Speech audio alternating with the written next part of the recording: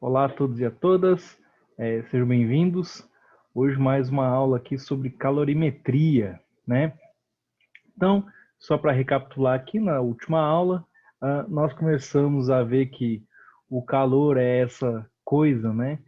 Essa forma de energia térmica que é trocada entre dois corpos, que flui de um corpo para o outro quando esses dois corpos estão em contato térmico. E a gente viu aí três processos de transmissão de calor, né? A condução, a convecção e a irradiação térmica, né?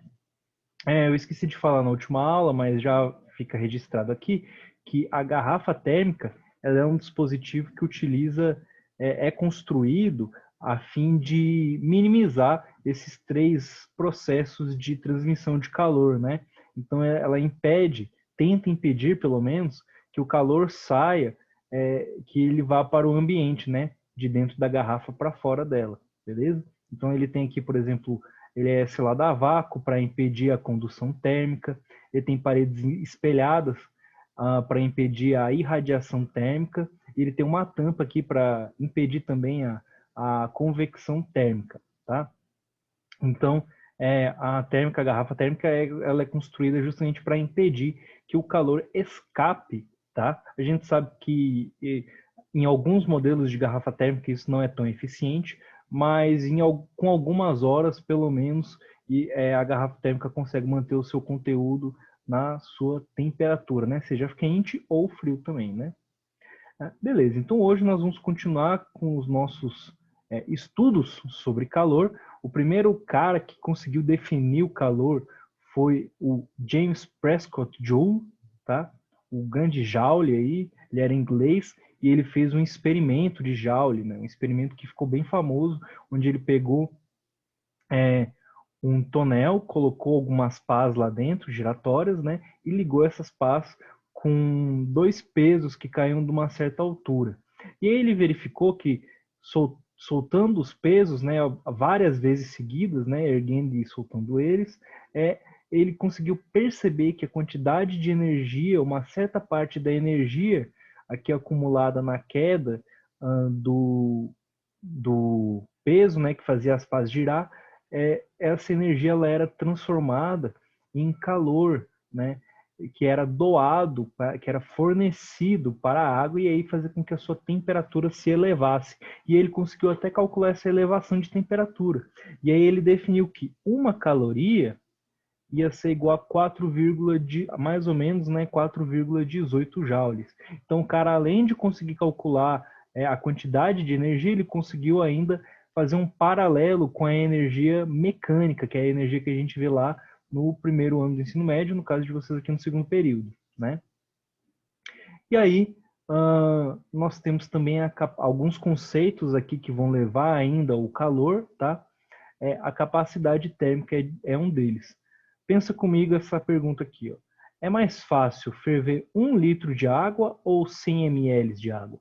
Bom, se você já usou a cozinha pelo menos alguma vez na sua vida, né, pelo menos para ferver um pouco de água, você sabe que é muito mais fácil ferver 100 ml de água. Muito mais rápido, né, você ferver 100 ml de água do que 1 litro de água. A quantidade de energia que você precisa para isso, a quantidade de gás que você utiliza, gás de cozinha que você utiliza, é muito menor. Por quê? Porque existe essa propriedade, essa propriedade não, essa grandeza física chamada de capacidade térmica, tá? Que é uma grandeza que depende da massa da substância, e quanto mais massa uma substância tiver, mais difícil vai ser doar calor para essa substância, né? Fornecer calor para essa substância. A capacidade térmica ela vai justamente medir a taxa de transferência de calor de um corpo, tá? Em relação à sua variação de temperatura. Então, se um corpo muda muito de temperatura com um pouco calor, ele vai ter uma baixa capacidade térmica. O contrário, ele vai ter uma grande capacidade térmica, tá? E aí eu consigo calcular a capacidade térmica, é só eu pegar a quantidade de calor e dividir pela mudança da temperatura, né? Pela variação de temperatura, temperatura final menos a inicial. Aqui, as unidades de capacidade térmica, no SI é o Joule por Kelvin. Só que aqui a gente vai utilizar mais a caloria por grau Celsius, tá?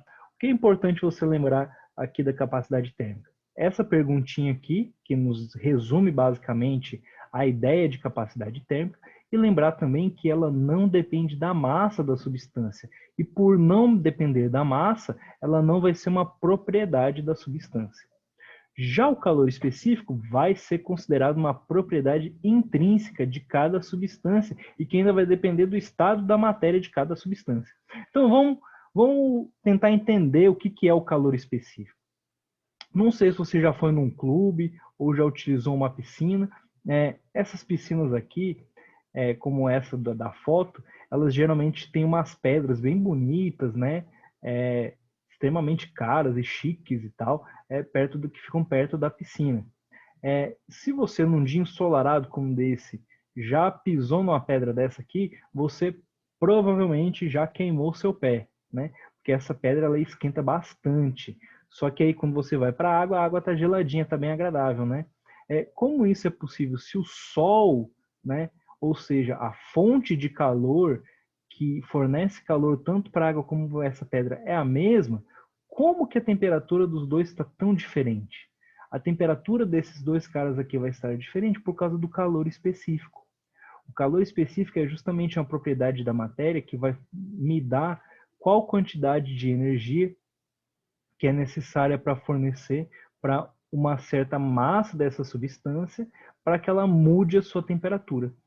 Na prática, essa pedra aqui tem um calor específico baixo e aí ela muda muito de temperatura com pouca energia. Por isso que ela vai ficar numa temperatura maior do que a água. A água ela tem um calor específico grande até. Você tem que saber o calor específico da água no seu estado líquido vale 1 caloria por grama grau Celsius, né? Vale 1. E é uma quantidade grande, tá, de calor específico. Então, como é que eu vou fazer para calcular o calor específico? Vai ser a quantidade de calor que é fornecida ou retirada, né, o Q, dividido pela massa da substância, vezes a variação de temperatura, tá? Então, aí, como é que vão ser as unidades do SI, do calor específico? No sistema internacional, vai ser Joule por quilograma Kelvin, né? Mas qual vai ser a mais utilizada? A caloria por grama grau Celsius, tá? Então, aí, veja aí nessa tabelinha que eu trouxe para vocês, ó. Olha como o calor específico da água é bem maior que o dos outros, né? E repare que eu tenho aqui da água e do gelo, né? O gelo é água no estado sólido. Então, dependendo do estado da matéria, da substância, ela vai ter um calor específico diferente também, tá? Tudo bem? E aí, com isso, eu consigo definir calor sensível. O que é o calor sensível? É uma quantidade de calor que é trocada entre dois corpos que vai provocar uma mudança na temperatura destes corpos, sem que eles mudem de estado físico, que eles mudem de fase, que eles mudem de estado da matéria. Então, por exemplo, vou fornecer calor para uma água, essa água não vai virar gelo ou não vai virar vapor d'água, né? Não vai entrar em ebulição. Ela vai apenas mudar a sua temperatura ali entre 0 e 100 graus Celsius, tá? Como é que eu vou fazer para calcular essa quantidade de calor Q? É só eu pegar essa minha equação que eu tinha antes aqui, pegar a massa e a variação de temperatura e jogar para o outro lado. Ó. Eu vou ter aqui ó, que Q é igual a M vezes C vezes ΔT, onde M é a massa, C é o calor específico e ΔT é a variação de temperatura. Tá? Essa equação é conhecida como equação fundamental da calorimetria, ou também como equação do macete, tá? Porque é bem fácil aprender calor sensível, é o Q macete, Q macete, tá?